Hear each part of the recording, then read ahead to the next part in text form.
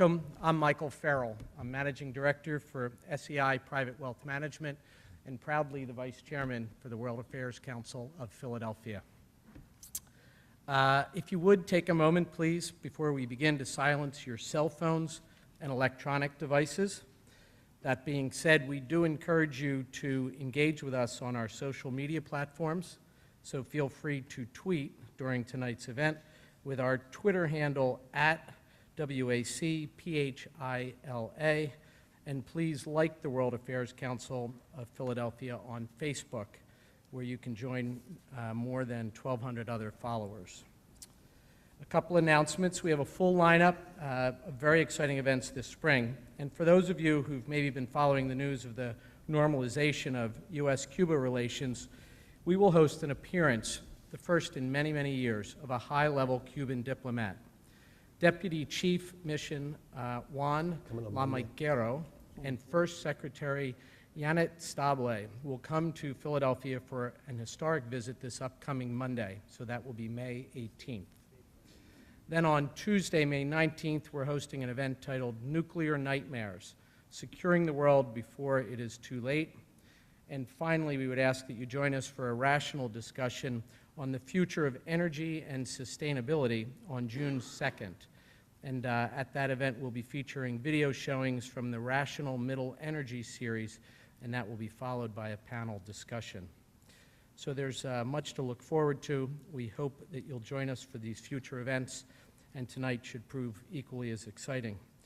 These events and the Council's citizen diplomacy trips, along with the support of our members and partners, enable the Council to offer its most important programs to a diverse group of over 2,100 middle and high school students in 80 schools throughout the Philadelphia area. And these programs are designed to foster skills and sensibilities that these children will need in order to thrive and compete in a knowledge-based global community. And now I'm delighted to welcome our speaker, Mr. Michael Morell. Mr. Morell was the Deputy Director of the Central Intelligence Agency and served as Acting Director twice, first in 2011 and then from 2012 to 2013. He was President Bush's briefer during the September 11th, 2001 attack on the United States, and furthermore, Mr. Morell was a trusted asset to President Obama in the Osama bin Laden raid on May 2nd, 2011. Mr. Morell joined the CIA in 1980 and served as chief of the CIA's Division on Asia, Pacific, and Latin America. In January 2014, Mr. Morell joined CBS News as a contributor in intelligence and national security. So without further delay, please join me in welcoming Mr. Morell. To get started, I want to talk about some of the items in the book, and then I'd like to talk more generally about sort of the policy implications of the experience that you've had. Sure. You've been making a bunch of news in the last few days with things in the book. And I want to plunge in first on this issue about Edward Snowden and your assertions to the effect that Snowden's release of documents has helped ISIS to grow and has helped the terrorist threat against the United States. Can you tell us more about how you make that connection, why you think that's correct? Yeah, and let me, I will definitely answer that question, but first let me say it is absolutely terrific to be here. Thank you for the invitation. I also want to say that my heart goes out to all of the victims and families of all the victims of the tragedy with Amtrak. Deeply, deeply sorry about that. I think we all need to remember them in our thoughts and our prayers. I also want to just start by making sure that you know that there's a difference between the CIA of the movies and the real CIA. And in the CIA of the movies, in the fictions, senior CIA officials are played by dashing and rugged men like Harrison Ford and Alec Baldwin and James Earl Jones, right? Now the reality. A couple of years ago, I got a rather short haircut, and I came home and I walked through my front door, and my teenage daughter took one look at me and she said, "Dad, you look like Forrest Gump." So tonight, no Harrison Ford, okay? But it's really great to be here, and I've done a lot of TV and radio in the last couple of days. This is my first event, live event with other people, so it's great to be here in Philadelphia. Snowden. Yep. So, point number one. Snowden stole, disclosed more secrets than anybody else in the history of our country. So this is the biggest theft of secrets in our history. Number two, very significant damage has already been done as a result of those disclosures, and there will more to come. You know, the way intelligence agencies work when they get their hands on a big amount of the adversary's information is you go through it painstakingly, day after day after day, until you learn what you have to learn in order to make adjustments. These disclosures took place in June of 2013, the first disclosures. I left my job in mid-August of 2013, so 2.5 months. So in that 2.5 months, I saw terrorist organizations change the way they communicate as a result of the disclosures of Edward Snowden. 2.5 months. And my colleagues that still continue to work inside the national security community tell me that that damage continues. One of the colleagues that I was most closest to is a guy named Matt Olson, who ran the National Counterterrorism Center until he retired a few months ago. He testified to Congress 6 months ago that Snowden's disclosures and the advantage it gave to ISIS's communications contributed to the rise of ISIS. I trust Matt as much as I trust anybody on the planet. And it's consistent with what I saw before I left. So it is not, somebody asked me the other day, are you blaming ISIS on Edward Snowden? No. Is it a contributing factor? Absolutely yes. The other thing I'd say about Snowden is he says that he did this in order to protect the privacy and civil liberties of Americans. I don't think that's right, by the way, but I'm going to give him the benefit of the doubt. What I think and what I say in the book is that I think what really motivated him was anger at the Central Intelligence Agency and the National Security Agency for not recognizing his brilliance. All right? That's the mental state of many people who decide to spy for other countries. Right? The agency you work for doesn't recognize your brilliance. Agent of the KGB or the Chinese intelligence walks in the door and tells you you're brilliant, and we can show you that, and you sign on the dotted line. I don't think he did that, but I think he was angry that we didn't recognize his brilliance. He wanted to show it to the world, and every time he goes on TV, he wins in that regard. I think that's what really motivated him. But let's give him the benefit of the doubt. And let's say that what really motivated him is what he says motivated him, protecting all of our privacy and civil liberties. And what he said was, I want the American people to decide whether these programs should be in place or not.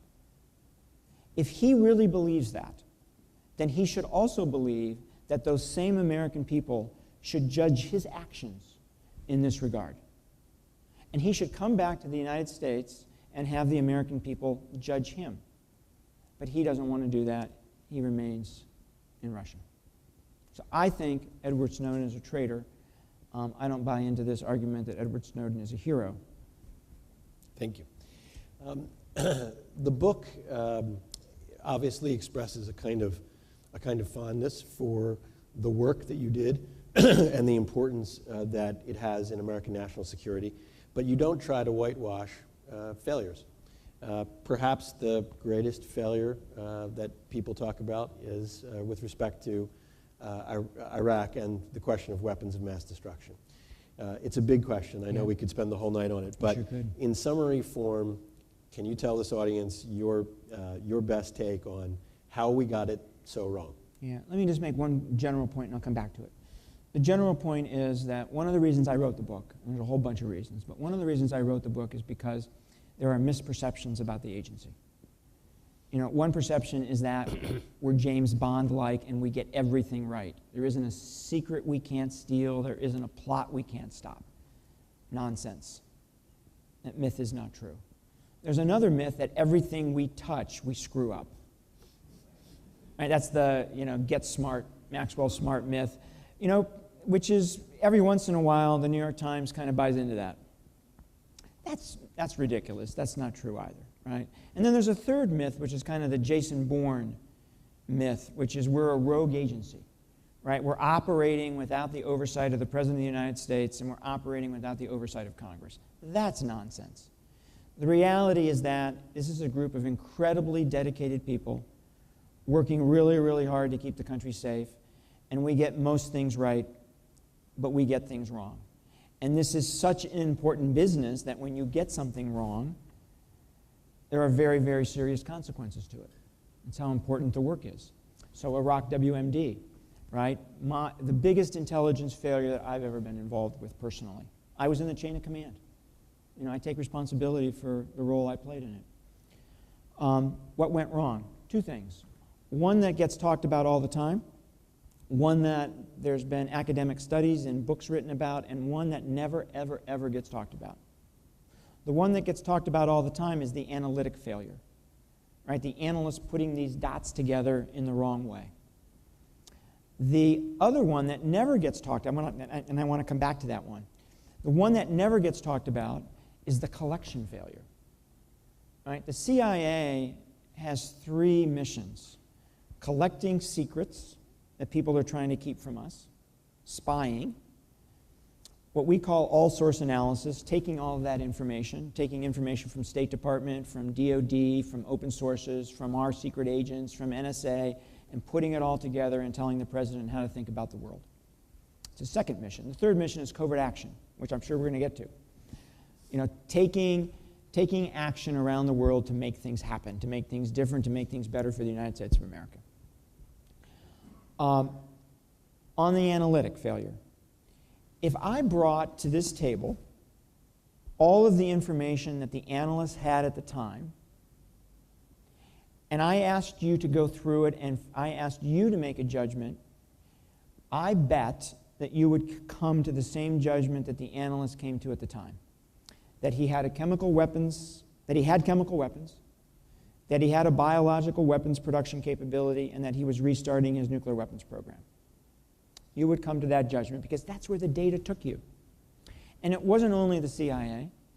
It was every member of the U.S. intelligence community. It was every other intelligence service around the planet that looked at the question.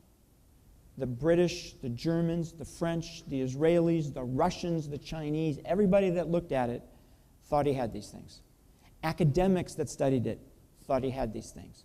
The United Nations said there are real unanswered questions here, and when you talk to the United Nations inspectors in private, they would say, we think he has it. No, the real mistake was not the judgment. The real mistake was not understanding that the basis for that judgment wasn't very deep. The real mistake was not understanding that at the end of the day, the analysts didn't have a lot of confidence in the judgment that they had come to. And it would have been a completely different story if the analysts would have walked into the president and said, Mr. President, we think he has it, but what you really need to know is that we don't have a lot of confidence in it because, A, there's not a lot of stuff on this table. What stuff there is on the table is dated, dates way back to 1998 when the United Nations inspectors were kicked out of the country, and what's on the table is largely a circumstantial case. That would have been a very different message to the president. Now, the collection mistake, you know, we're supposed to be spies. We did not get inside Saddam's inner circle. We did not recruit a human being, and NSA did not intercept the right communications to understand what Saddam Hussein was really doing. And what he was doing, we learned later, only later, was that he had stopped his programs, thinking that the Central Intelligence Agency was good enough to see it, and therefore the United States would lift sanctions, at the same time that he was pretending to have these programs to try to deter the Iranians. He gave us too much credit. The ironies are really thick here. He gave us too much credit. So we never found that out from our spies. Right? So the analysts had nothing to go on but that dated information. So, huge mistake. I don't know whether we would have gone to war or not. You know, it's debatable. But it's, I think, the most significant failure in the history of CIA. there are many people who believe that the administration wanted the CIA to reach a certain conclusion, and that in effect, whatever failure there was caused by political intimidation. Right. Is that just wrong? It's just wrong. There are a lot of myths out there. That's one of them. And the best way to dispel the myth that the Bush administration hardliners pushed us into those judgments that I just told you about is for me to tell you that we believed those things before George Bush ever came to office. We told Bill Clinton exactly what I just said. So nobody had to push us anywhere. We were already there. Sort of along the same line, another way in which you've made news in the book is you offer a personal apology to former Secretary of State Colin Powell for the material with which he was prepared for the, I suppose now infamous speech before the UN Security Council. Why did you feel that you needed to do that? And have you heard from him? Yes. So it's a great question. The reason I did it is because he had told a number of people over the years that nobody from CIA had ever apologized to him. Now, when this happened, I was not at the top of the agency. I was kind of upper mid-level ranks, but I was still in the chain of command on this thing. He said nobody ever apologized to me.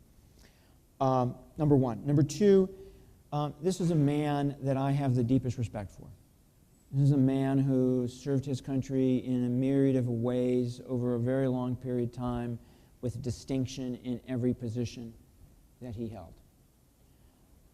Number three, he has worn this Iraq WMD thing on him, on his shoulders, ever since he made that speech before the UN and ever since we discovered that we were wrong. I've heard him say publicly that he thinks this is going to be on his tombstone. So I thought it very important in this book to personally apologize to him for our failure. Our failure to not meet the expectations of the president and not meet the expectations of the American people with regard to this collection and analysis that we did on Iraq WMD. I sent the secretary that chapter in advance. He called me a couple days after I sent it to him, and he was deeply appreciative. Probably the best way to put it, he was deeply appreciative of the apology. Thank you. I'm going to jump ahead in time a little bit.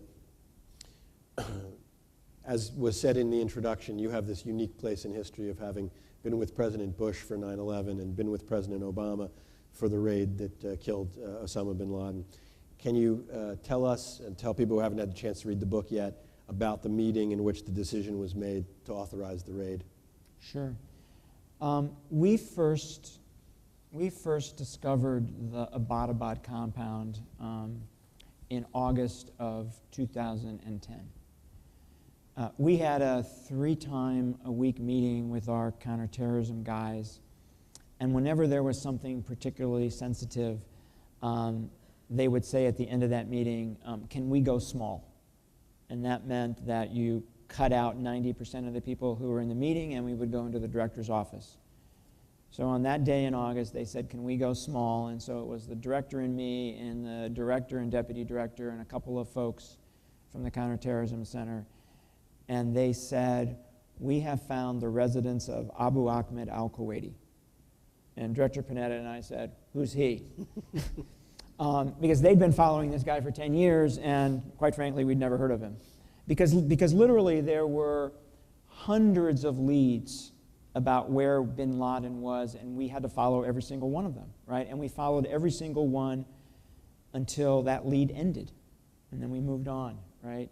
And so we'd been following this particular lead for 9 years by the time they walked into Director Panetta's office on that day. So they explained to us who Abu Ahmed al-Qa'ida was. He was a guy who had worked for bin Laden prior to 9/11.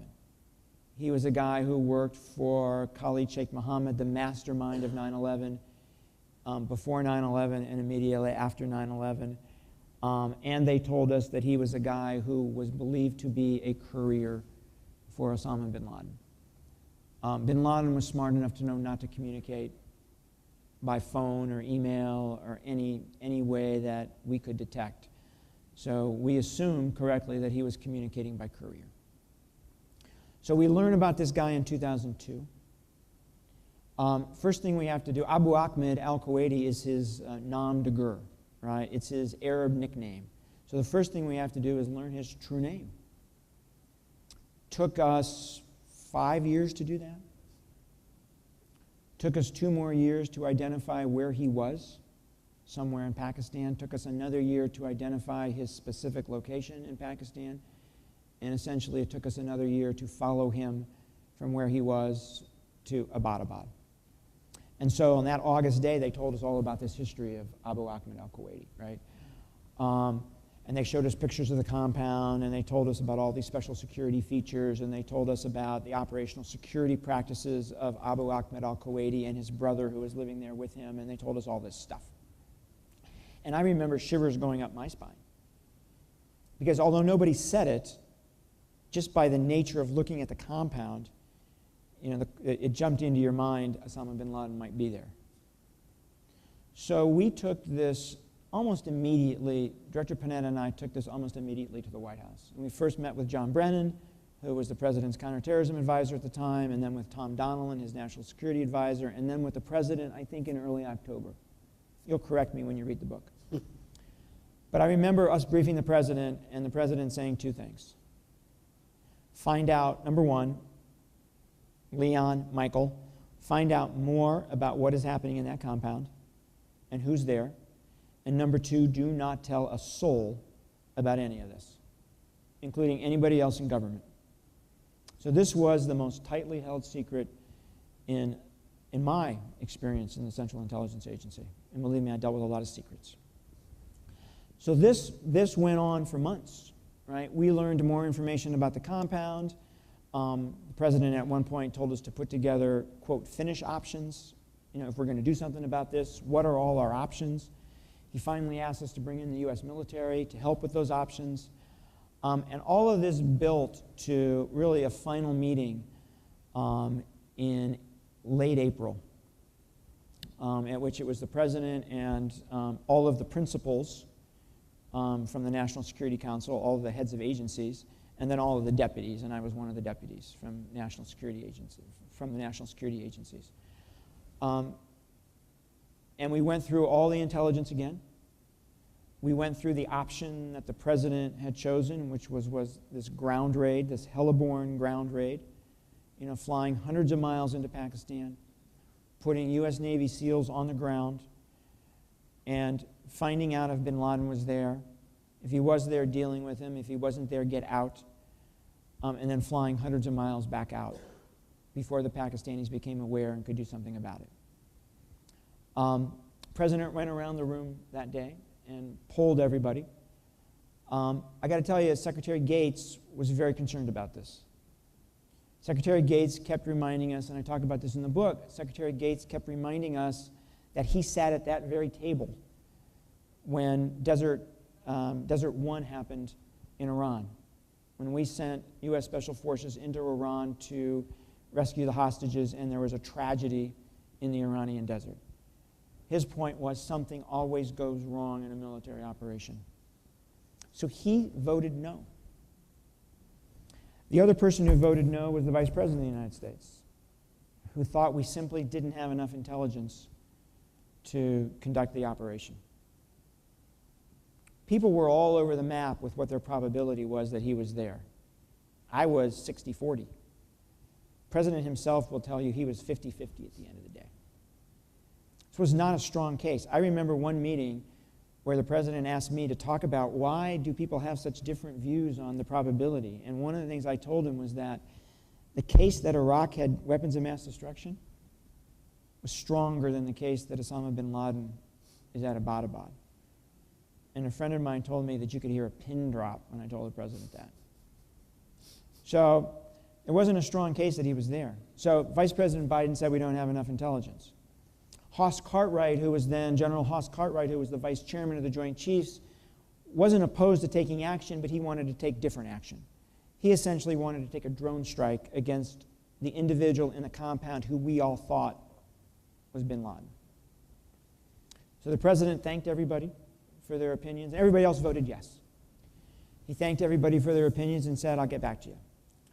Subsequent to that meeting, Bob Gates' senior people, including the chairman of the Joint Chiefs, Mike Mullen, who's a remarkable human being, went to see the secretary and said, we think you're making a mistake. We think you should support this.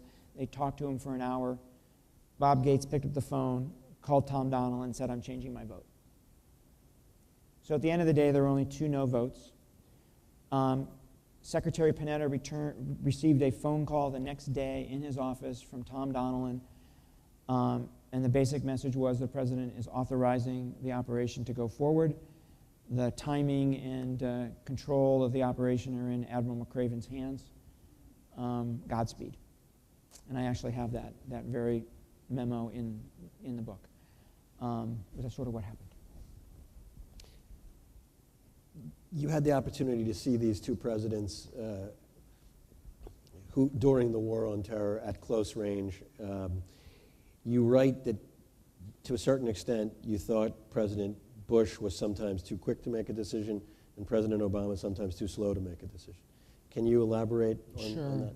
But let me just start I always start by giving a bigger context. That's what analysts do, by the way, is they put things in context. One of the things you learn as a leader, and I think probably many of you in the room who are leaders know this, one of the things you learn as a leader of people is that people's weaknesses flow from their strengths. And it's actually if you think about it that way, it's a great way to have a conversation with somebody about what they need to do to get better. For example, one of my great weaknesses is I don't listen. And I have to remind myself to listen to the question, right? And listen to what somebody's saying to me. And that great weakness of mine flows from my analytic capabilities. Because when I ask somebody a question, I'm not listening to their answer, I'm trying to figure out the answer myself. Weaknesses flow from your strengths. President Bush, very strong. So first I'd say much, much brighter than the American media ever gave him credit for. Very bright man, in a very intuitive way.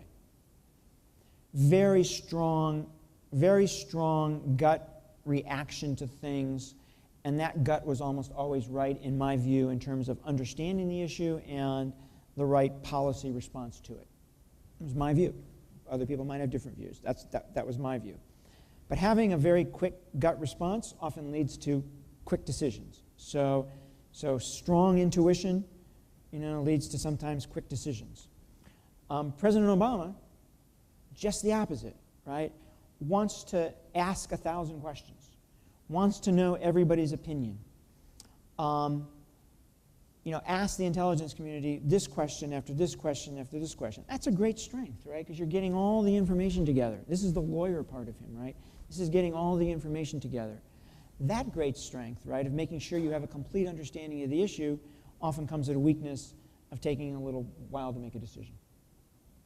So I wouldn't, I'd say, no one approach is right? People are what they are, and you take what you get, and there isn't one approach that's better than another. Thank you. I want to turn away a little bit from sort of the stories of the book, as fascinating and important as they are, and talk about some of the policy elements that you go to. Can you describe this as the great war of our time, our struggle with terrorism? And I've heard you say that we need to keep the pressure on, that it's absolutely crucial to do that. But I want to ask you a question. I want to frame it in what may seem a little bit strange way. But there was a TV commercial a long time ago for Doritos snack chips, and the tagline was "Crunch all you want, we'll make more." It seems to me that our approach to terrorism in the last 12 years has been, we go find them, and we capture them, we kill them, but they keep making more. And it may well be that they're making them at a faster rate than we can find them and take them out. So when you talk about pressure, what do you mean by that, and how do we do it in the context of what seems to be an attractive ideology to a number of people that keeps recruiting more? Yeah. So in the book, it's a great question, and I think at the end of the day, it's the ultimate question. So in the book, I really divide what we have to do into two pieces. One piece has to do with terrorists who already exist. The other piece has to do with how do we stop the creation of new terrorists? How do we stop the radicalization of young men and women? And what I say in the book about the first part, how do we stop terrorists who want to kill us, is that you have to keep the pressure on. And that is one powerful lesson that we've learned since 9/11 in dealing with terrorist groups and terrorists who already exist. When you keep the pressure on, and I'm talking about military, paramilitary, intelligence pressure, you keep them on their back foot, you keep them worried about their own security, you make it difficult for them to raise money, you make it difficult for them to train, you make it difficult for them to plan, and you make it difficult for them to conduct a successful attack. As soon as you take that pressure off, they rebound, they reconstitute, and in a short period of time, they're ready to conduct major attacks again. And let me just give you an example of this. When they were forced out of Afghanistan after 9/11, they went to prearranged safe houses in the settled areas in the cities of Pakistan. And they continued their operations. When the Pakistanis made a decision that they were going to work with us against al-Qaeda, we started capturing these guys, and we drove them again into the tribal areas of Pakistan, which the Pakistanis don't control. And we were so successful at driving them out of Afghanistan and driving them out of the settled areas of Pakistan that by the time they got to the tribal areas, they had very little capability. And so by 2003, mid-2003, they didn't have the ability to conduct an attack against the United States of America. But now there was no longer any pressure on them in the tribal areas because we hadn't figured out how to put it on them yet. And by mid-2000, without that pressure, by mid-2005, they were strong enough to conduct the attacks against the London subways. And by August 2006, they had enough capability to come this close, and I really mean this close, to bringing down 10 to 15 airliners over the Atlantic Ocean flying from Heathrow Airport to the United States. So that's their resiliency, and that's why you got to keep the pressure on. Now we get to the second half of the question, which is even more important. So since 9/11, we have done a remarkable job preventing another attack in the homeland. We've done a remarkable job dealing with those terrorists who already exist. We've done a really crappy job dealing with stopping the creation of new terrorists. I think they are coming onto the battlefield faster than we're taking them off. On September 10th, 2001, al-Qaeda was at one place on the planet. Today, they are in northern Nigeria, just listen to this, northern Nigeria, north into the Sahel, Mali, Mauritania, Niger, across all of North Africa, from Morocco to Algeria to Tunisia to Libya in huge numbers, to Egypt for the first time in 25 years, East Africa in Somalia and Kenya, across the Gulf of Aden into Yemen, up into Iraq and Syria, still in Afghanistan and Pakistan, and now increasingly in India and Bangladesh. Spread across a huge geographic area. We haven't gotten our arms around this problem. And it's not an easy problem to get your arms around because the way you deal with it is by dealing with it inside Muslim societies. So you have to have the right conversations taking place between Muslim leaders and their people, between Muslim clerics and their congregation, between Muslim teachers and their students, between Muslim parents and their kids. And the United States of America doesn't have any credibility in that conversation whatsoever. So it's not something that we can take on. I will tell you there's one country in the world, and I talk about this in the book, that has quite frankly done a remarkable job in this regard, and that is Indonesia. Indonesia has infused the concept of tolerance, of tolerating other religions, tolerating people and their differences into almost every aspect of their society. Religion, education, the arts, music, you name it, they've infused tolerance. Here's a very interesting statistic. The number of Indonesians who have gone to Syria and Iraq to fight for ISIS is smaller than the number that's gone from the United States, Canada, Australia, and Western Europe. From a nation that has the most Muslims on the entire planet, and from a nation that has suffered from some of the most gruesome terrorist attacks post 9/11. So it is possible to get your arms around this, and we just haven't yet. I don't know how many of you, just one more point on this, I don't know how many of you have seen an Israeli documentary called The Gatekeepers. But if you haven't, you absolutely should watch it. It is a documentary of interviews with all the living directors of Shin Bet. Shin Bet is the internal Israeli security service, responsible for keeping Israelis safe from terrorism. So the first, and this is very controversial in Israel, this documentary. The first 45 minutes are these guys talking about everything they did to keep Israel safe from terrorism. Stuff we would never even think of doing. But these guys did their job. The last 15 minutes is these guys expressing deep, deep, deep frustration with their own government for not coming to a political deal with the Palestinians. Because they felt exactly the way I feel. Right? My job was to deal with the terrorists who already existed and who were coming at us to kill us. And my feeling and their feeling was as fast as we took those terrorists off the battlefield, there were more being put on because the terrorism at the end of the day is a symptom, not the problem. I'm going to do just one more question, then we'll open to questions from the audience. If you'd like to ask a question, we have 2 microphones here. Please come up and you'll have your chance. So my last question is about the future of the CIA. We've seen the covert operations portion of the CIA, including the drone war, take precedence in the public mind really over the intelligence, the traditional intelligence portion.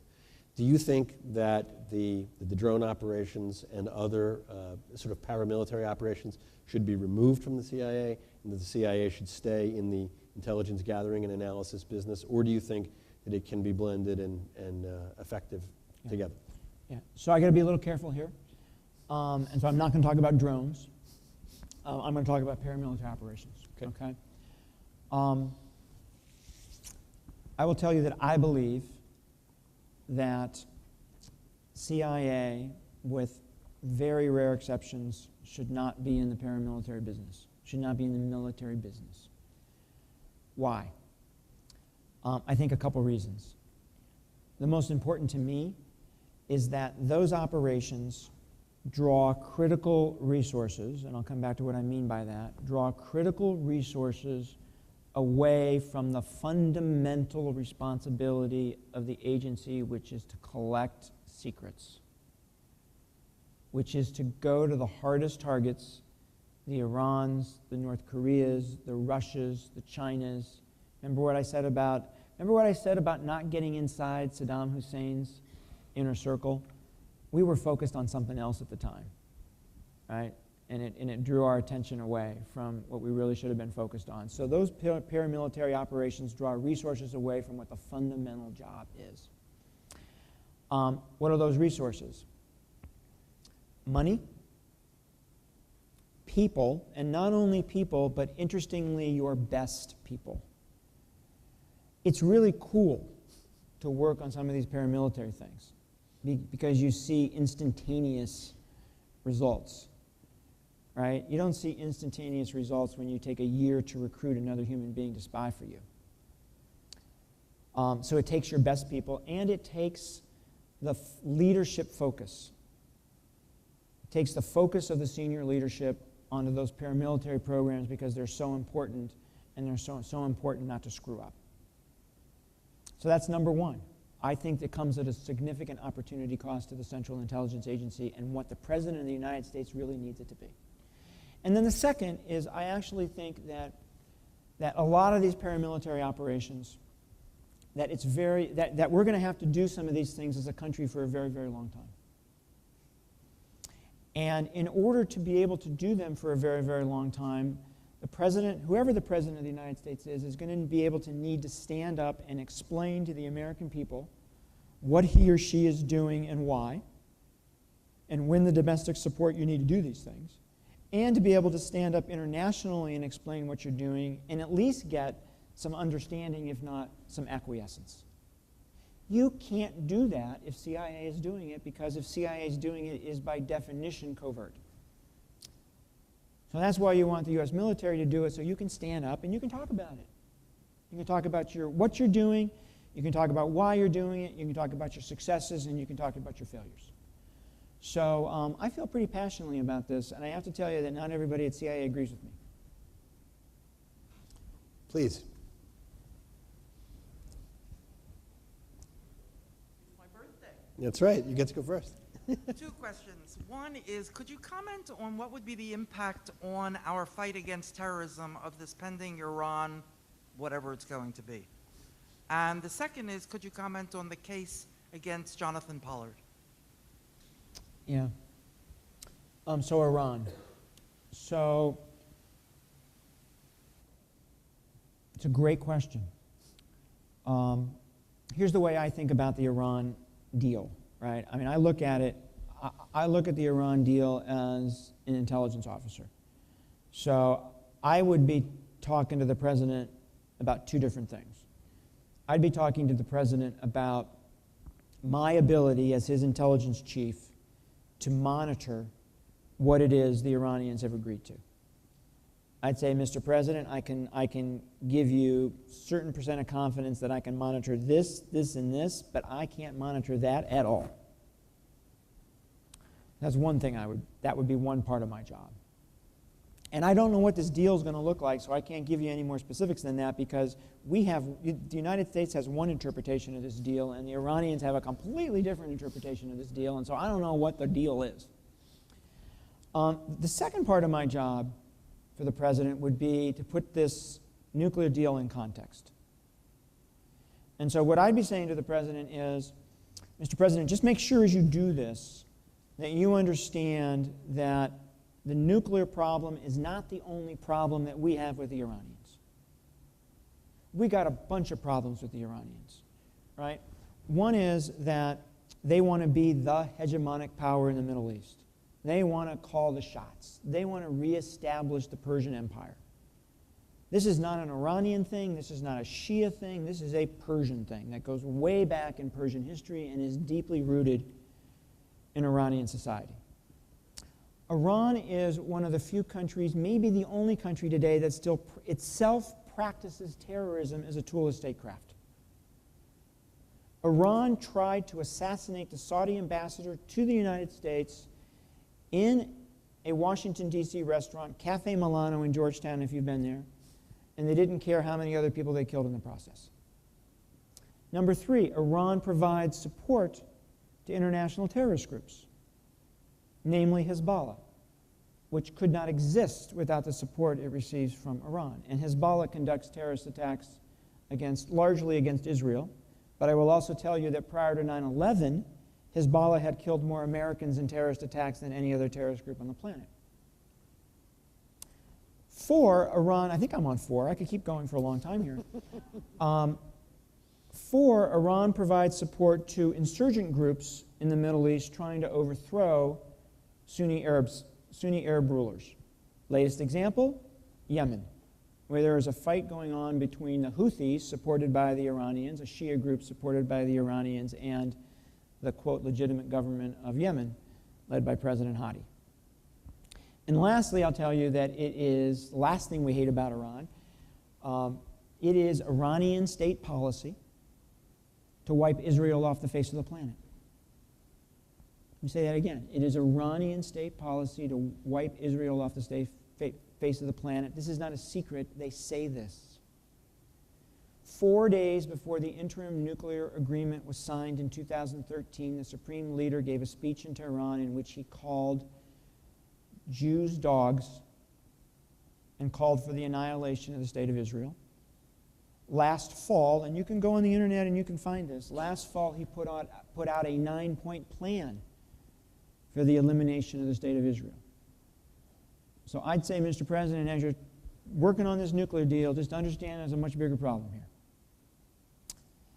And I guess to answer your question specifically, and I was coming around to it, to answer your question specifically, one of my concerns with a nuclear deal, and I'd be honest with the President about this as well, right? One of my concerns about a nuclear deal is that you're going to ease sanctions, which is going to put more money in their pocket, which is going to allow them to do more of these bad things. But even more important than that, and I actually said this today to some TV guy, I have no idea who, by signing an agreement with the United States of America, you get legitimacy. You get legitimacy. And that means you get some legitimacy for all of these other things that you're doing over here. And you got to think about that if you're the President of the United States. So that's my answer on Iran.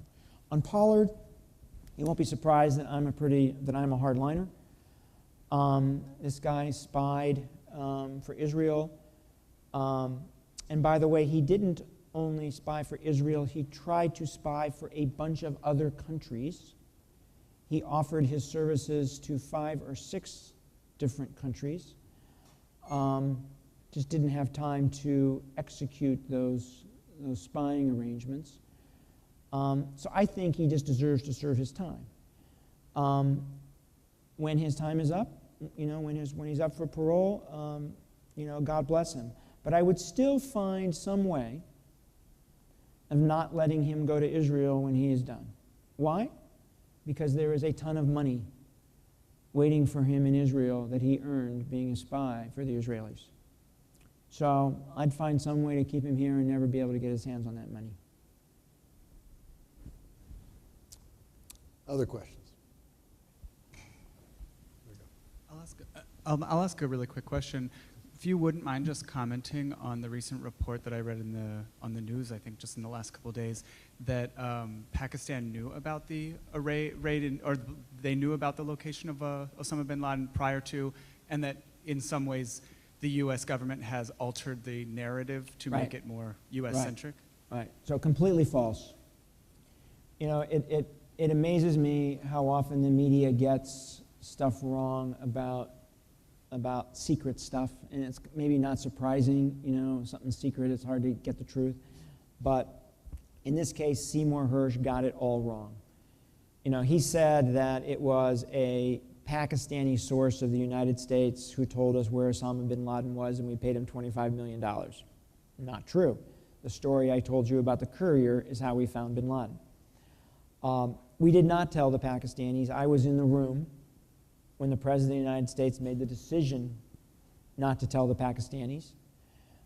I was there when the Pakistanis were incredibly angry at what we'd done.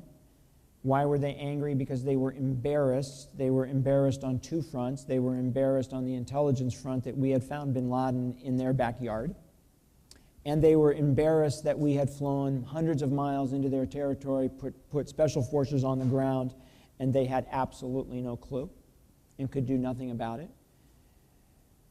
And I was there when the President of the United States sent me to Pakistan to start trying to fix the relationship with Pakistan that basically broke down completely given their anger and frustration over us not telling them. So where did this story come from? Right? How is it possible that Seymour Hersh writes a story like this?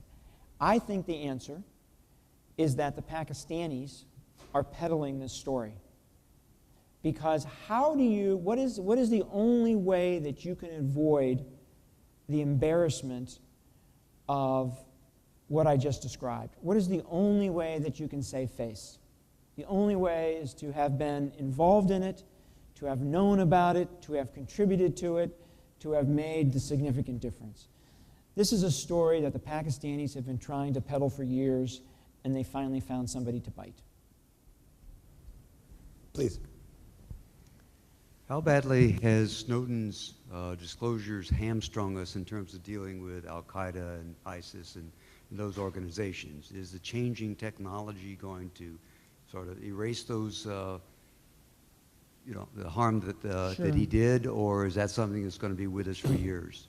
So that is a great question. So technology moves very, very, very fast. In fact, I will tell you, I've spent a lot of time in Silicon Valley since I retired, and I'm amazed at the speed at which technology is moving. I think the next 5 years is going to see more technological change than the previous 5, and I think you can push that all the way out. So I think to some degree that rapid change in technology will reduce the impact of his disclosures, because it's going to give us advantages. See, the change in technology is good for the adversaries because it gives them opportunities to do things, but it is also good for us, right? Because it gives us opportunities to conduct operations. I give a lot of talks on the cyber threat, and I always start when I talk about nation states, threats from nation states, by asking people, who is the best nation state on the planet when it comes to cyber? And people yell out Russia, or people yell out China. And I say, no, it's the United States of America. We are really, really good. I tell them, if you knew what I know, you wouldn't plug your toaster in. It's not a joke. It's not a joke. We're that good, right? So technological change gives us advantages to deal with adversaries. So it's a very good point. I think the damage that he did will, with regard to the communications part of the damage, will erode over time. Some of the other stuff that he gave away that had absolutely nothing to do with what he said he was interested in, some CIA programs, for example, that damage may take longer. Please. Kind of related to the toaster, what should we do about the collection of metadata? So this 215 program, right? So 215, Section 215 of the Patriot Act, until last week, allowed the U.S. government to collect the metadata of phone calls made in the United States. Metadata is the phone number that made the call, the phone number that received the call, and the duration of the call. That's it, nothing else. That program is very, very important to the security of the country. Had that program been in place prior to 9/11, it is possible, I think it's likely, although I won't say for sure, I think it's likely that we would have seen some of the communications between some of the 9/11 hijackers, and we possibly could have prevented 9/11. Two things happened. Right? The first thing that happened was that Snowden disclosed the program, and there was a backlash against the government. There was a clear lack of trust in the government as a result of the Snowden disclosures. By the way, I think that, and I talk about this in the book, I think that lack of trust came not from a realistic understanding of the program on the part of the public, but the way the media characterized it. So the way the media characterized it was that NSA was listening to your phone calls. NSA was reading your emails. Nonsense. None of that was true. The first day of the disclosure, CNN said over and over again, when you call your grandmother in Arkansas, NSA knows. No, they don't. No, they don't. It's nonsense, but it got people spun up, right? But there was a lack of trust. And so there were some recommendations made, including by a panel that I was on, to change the program so that the government didn't hold the data, and the government required a court order every time it wanted to do a query, not relying on one court order to do hundreds and thousands of court orders. And then just last week, a federal appeals court said, hey, wait a second, we actually don't think the Patriot Act allows the executive branch to do this program. We think this program is illegal. It didn't judge on whether it was constitutional or not. Basically said, we don't think the Patriot Act allows you to do this. And it said, very helpfully, if you want to do this, Congress just needs to be much more explicit about it. So it gave the administration a pathway to get back to where it was. So Congress is now wrestling with all of this, right? It's wrestling with the recommendations of the panel that I was on. It's wrestling with the recommendations of a bunch of other panels. It's wrestling with the recommendations of the telephone companies, the administration, and it's wrestling with this reality that we need this program. And so we'll see what they do with it. But I think it's very important that we have the program in some way. But it's coming down to D-Day here because it's about ready to expire. It's going to be the last question. Go ahead. There are a lot of young people here tonight, and I'm a teacher of some of them, and I often get a question how stressed they feel about security, and has it always been like this? And in your career, how do you feel about security and threat, and how you feel today, and how that compares to how you felt throughout your career? You mean me personally or in general? Well, maybe you can answer whatever way you want. But Sure, maybe I'll answer both ways, yeah. right? So I think today that our country faces more national security challenges than in any time during my 33-year career, more than any time during the 67, 68-year history of my agency, and I think more than any time in our nation's history.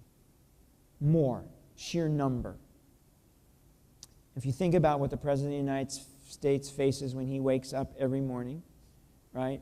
Threat from terrorists, proliferation of weapons of mass destruction, drug trafficking, human trafficking, countries who are adversaries like Iran and North Korea, wars you're fighting in Iraq and Afghanistan still. The most significant change in the history of the Middle East in the last 100 years. And if anybody tells you they know what the Middle East is going to look like 5 years from now, they don't know what they're talking about. The challenge of a recidivist Russia, the challenges of a rising China. I mean, I could go on and on and on and on. These are huge issues, and all of them sit there on the desk of the President of the United States. So from a security perspective, I think we live in a much more dangerous world today than we did during the Cold War, with one caveat, and that caveat is that we all could have been obliterated, right, in an instant in that previous world. So that's one answer, right? I think the world today is more dangerous, and I think it's more complicated. From a personal perspective, you know, I never worried about my security until I became the deputy director and I started having a public profile. And I get a lot of hate mail. I get a lot of threatening mail. I just moved, right, and to get away from it all. You know, I'm not that worried about it, but you know, my family sure is. So that's how I'd answer the question. I want to thank you for being with us this evening and sharing your insight. I want to thank all of you for coming. We're adjourned. Thanks very much.